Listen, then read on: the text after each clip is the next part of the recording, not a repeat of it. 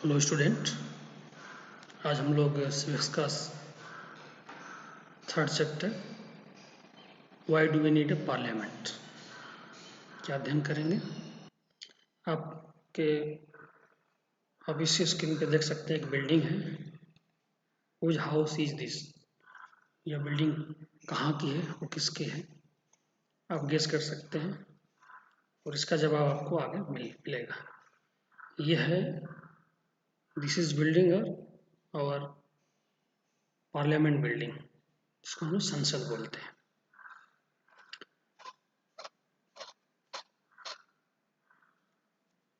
और जहाँ तक हम लोग जानते हैं कि अपना जो कंट्री है वर्ल्ड की लार्जेस्ट डेमोक्रेसी में एक है। और जब हम लोग स्वतंत्र हुए 15 अगस्त 1947 को एक स्वतंत्र राष्ट्र के रूप में, जो कि बहुत आसान नहीं था, उसके लिए लंबा संघर्ष और कठिन संघर्ष करना पड़ा ब्रिटिश रूल के खिलाफ। और जो राष्ट्रवादी थे उनकी डिमांड थी कि हमें डिसीजन मेकिंग, निर्णय लेने की प्रक्रिया में भी प्रतिभाग कराया जाए, हमें मौका मिलना चाहिए।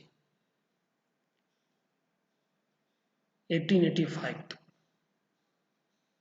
लेकिन ब्रिटिश इसके लिए तो रेडी हुई ना, तैयार हो रही, ना ही राइट टू वोट या पार्टिसिपेशन इन डिसीजन मेकिंग, इस तरह की जो भी प्रक्रिया है उसमें किसी तरह का प्रतिभाग करने का मौका दिया। 1885 डेट का मकसद ये है कि इस ईयर में ही INC, इंडियन नेशनल कांग्रेस की स्थापना हुई थी। तो इंडियन नेशनल कांग्रेस की स्थापना के बाद ही एक सिस्टमेटिक तरीके से, व्यवस्थित तरीके से स्वतंत्रता संघर्ष आरंभ हुआ। डेमोक्रेसी, जैसा कि हम लोग बात कर रहे हैं कि इंडिया वर्ल्ड की लार्जेस्ट डेमोक्रेसी में से एक है, तो इसके कुछ एलिमेंट हैं, कुछ रिक्वायरमेंट हैं जो आपके सामने है। इक्वलिटी, यूनिवर्सल एडेड franchise, participation in decision making, और ये रिप्रेजेंटेटिव डेमोक्रेसी या डायरेक्ट डेमोक्रेसी इसको बोलते हैं, एंड पार्लियामेंट। ये कुछ एसेंशियल एलिमेंट है जिनकी चर्चा करना जरूरी है, जिनके बारे में जानना जरूरी है। इक्वलिटी, समानता इसको बोलते हैं हम लोग। इसमें each and every person have equal rights without any discrimination based on caste, creed, gender etcetera. ये अधिकार हमें कॉन्स्टिट्यूशन द्वारा दिया गया है फंडामेंटल राइट्स के अंतर्गत। यूनिवर्सल एडेड फ्रेंचाइज, इसको सार्वभौमिक वयस्क मताधिकार बोलते हैं हम लोग। बिना इसके हम डेमोक्रेसी की परिकल्पना नहीं कर सकते।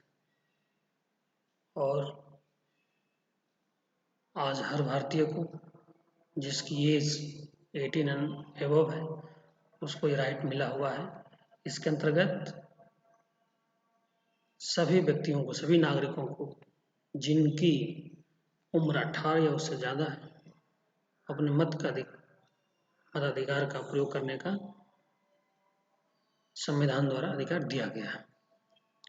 बोलते हैं सार्वभौमिक वयस्क मताधिकार। पार्टिसिपेशन इन डिसीजन मेकिंग में हम लोग देख सकते हैं, इसका एक तरीका है चुनाव प्रक्रिया में शामिल होना, या वो भी जो भी गवर्नमेंट के डिसीजन लेने की प्रक्रिया, उसमें पार्टिसिपेट करना, प्रतिभाग करना। और एक तरीका ये भी है कि हम अपने मत का उपयोग करें, इसके द्वारा भी हम प्रतिभाग कर सकते हैं। रिप्रेजेंटेटिव डेमोक्रेसी, ऐसी डेमोक्रेसी जिसमें देश के नागरिक प्रत्यक्ष तौर पर तो भाग नहीं ले सकते, लेकिन अपने रिप्रेजेंटेटिव, अपने जनप्रतिनिधि चुनते हैं और उनके माध्यम से ही शासन की प्रक्रिया में प्रतिभाग करते हैं। पार्लियामेंट भारतीय संसद इसको बोलते हैं। और इसके बारे में हम देखेंगे अभी। How did parliament form, parliament या संसद कैसे निर्माण होता है। तो इसका जो निर्माण होता है, फॉर्मेशन होता है पार्लियामेंट का, वो जनरल इलेक्शन के थ्रू होता है, जिसमें लोग अपने रिप्रेजेंटेटिव को इलेक्ट करते हैं, चुनते हैं। और हमारे जो कंट्री है इसमें multi party system, whole country constituency में डिवाइड की गई है। और each constituency elect their representative, and जो भी पार्टी को मेजॉरिटी मिलती है, जिसकी सीट संख्या ज़्यादा होती है, वो सरकार का निर्माण करता है। तो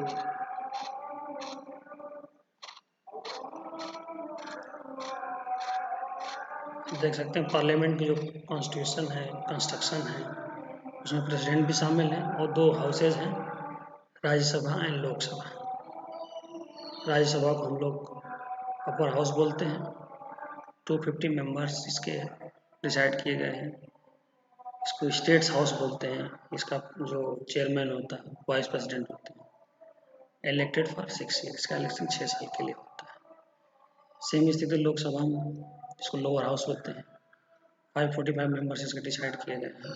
पीपल हाउस बोला जाता है। इसका जो स्पीकर हेड होते हैं, प्रेसाइड करते हैं, और ये 5 ईयर्स के लिए होता है। आज के लिए इतना ही। Thank you.